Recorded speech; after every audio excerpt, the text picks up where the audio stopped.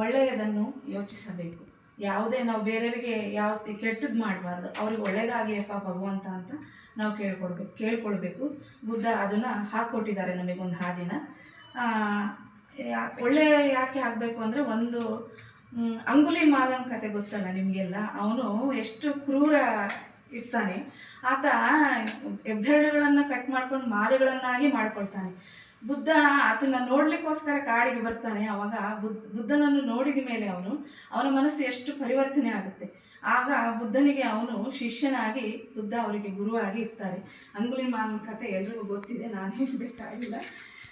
ಆ ಥರ ನಾವು ಪರಿವರ್ತನೆ ಆಗಬೇಕು ಅಂತ ಗೌತಮ ಬುದ್ಧರು ಹೇಳ್ತಾರೆ. ಒಳ್ಳೆಯ ವಿಷಯಗಳಲ್ಲಿ ಮನಸ್ಸನ್ನು ನಿಶ್ಚಲವಾಗಿ ನಿಲ್ಲಿಸುವುದು. ಬುದ್ಧನು ಕೋಪವನ್ನು ತಾಳ್ಮೆಯಿಂದ ಮತ್ತು ದ್ವೇಷವನ್ನು ಒಳ್ಳೆಯತನದಿಂದ ಗೆಲ್ಲುವಂತೆ ಉಪದೇಶಿಸಿದ್ದಾರೆ. ಅಂದರೆ ನಾವು ಕೋಪನ ತಾಳ್ಮೆಯಿಂದ ಸ್ವೀಕರಿಸಬೇಕು. ಕೋಪ ಬಂದಾಗ ಈ ಕೋಪದ ಕೈಗೆ ಬುದ್ಧಿ ಕೊಟ್ಟರೆ ಏನಾಗುತ್ತೆ ಅಂತ ಹೇಳ್ತಿರ್ತಾರಲ್ಲ ದೊಡ್ಡವರೆಲ್ಲ, ಹಾಗೆ ನಾವು ಕೋಪನ ಮಾಡ್ಕೋಬಾರ್ದು. ತಾಳ್ಮೆಯಿಂದ ನಾವು ಸುಧಾರಿಸ್ಕೊಂಡು, ದ್ವೇಷ ಮಾಡಬಾರ್ದು ಯಾರನ್ನೂ. ನಾವು ಅದನ್ನು ಒಳ್ಳೆಯತನದಿಂದ ಗೆಲ್ಲುವಂತೆ ಉಪದೇಶಿಸುತ್ತಾರೆ ಅಂತ ಬುದ್ಧ ಹೇಳಿದ್ದಾರೆ.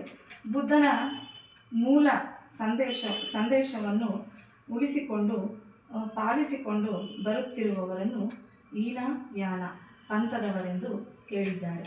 ಇದರಲ್ಲಿ ಹೀನಯಾನ, ಮಹಾಯಾನ, ವಜ್ರಯಾನ ಎಂದು 3 ಪಂಥಗಳಿವೆ.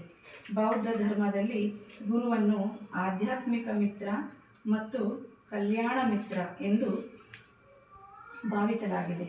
ಟಿಬೆಟಿಯನ್ ಭಾಷೆಯಲ್ಲಿ ಲಾಮಾ ಎಂದರೆ ಗುರು. ಅವರ ಸಂಪ್ರದಾಯದಲ್ಲಿ ಬುದ್ಧನನ್ನೇ ಗುರು ಎಂದು ಕರೆಯುತ್ತಾರೆ. ಭಗವಾನ್ ಬುದ್ಧ ತಮ್ಮ ಧರ್ಮವನ್ನು ಜನರು ಆಡುತ್ತಿದ್ದ ಭಾಷೆಯಲ್ಲಿಯೇ ಬೋಧಿಸುತ್ತಿದ್ದರು. ಅಂದರೆ ಭಾಷೆಗಳು ಬೇರೆ ಬೇರೆ ಇರ್ತವೆ ಬೇರೆ ಬೇರೆ ದೇಶಗಳಲ್ಲಿ. ಜನರು ಯಾವ ಭಾಷೆಯನ್ನು ಆಡ್ತಿದ್ರು ಅದೇ ಭಾಷೆಯಲ್ಲಿ ಅವರು ಬೋಧನೆಗಳನ್ನು ಬೋಧಿಸ್ತಿದ್ರು ಬುದ್ಧರು.